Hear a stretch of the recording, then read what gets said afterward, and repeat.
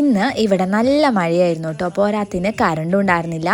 അതുകൊണ്ട് ഇന്ന് കുറച്ച് നേരം വൈകി എണീക്കാൻ വേണ്ടിയിട്ട് കേട്ടോ ഞാൻ ഇന്ന് നൈനുവിന് ലഞ്ചിന് ആലു പൊറോട്ടയൊക്കെ ഉണ്ടാക്കി കൊടുക്കാമെന്നായിരുന്നു പ്ലാൻ ചെയ്തിട്ടുണ്ടായിരുന്നത്. പക്ഷെ അതൊക്കെ ക്യാൻസലായി കേട്ടോ, നേരം വൈകി എണീച്ചത് കൊണ്ട്.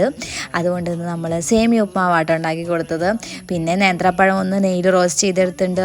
പിന്നെ ക്യാരറ്റും കുക്കുംബറും കൊടുത്തു വിട്ടിട്ടുണ്ട് കേട്ടോ. പിന്നെ ഇന്ന് എൻ്റെ ചെറുത് നൈഹുക്കുട്ടി നേരത്തെ എണീച്ചു. അപ്പോൾ അവൾക്ക് ചായയൊക്കെ കൊടുത്തിട്ട് നൈനുവിനെ പറഞ്ഞൊക്കെ വിട്ടിട്ട് ഞാൻ ഇന്ന് ചപ്പാത്തിയും ഗ്രീൻ പീസ് കറിയാട്ടോ ഉണ്ടാക്കണത്. ഇന്നത്തെ ഗ്രീൻ പീസ് കറി അടിപൊളിയാണ് കേട്ടോ.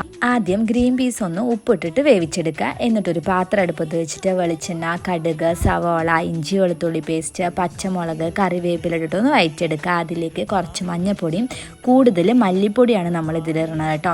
എന്നിട്ട് അതിടുക. അതിലേക്ക് കുറച്ച് മല്ലിപ്പൊടി മുളക് പൊടി ഇടുക. എന്നിട്ട് കുറച്ച് ചിക്കൻ മസാലയും കൂടി ഇട്ടിട്ട് ഒന്ന് വഴറ്റിയെടുക്കുക കേട്ടോ. എന്നിട്ട് തക്കാളിയും കൂടി ഇട്ടിട്ട്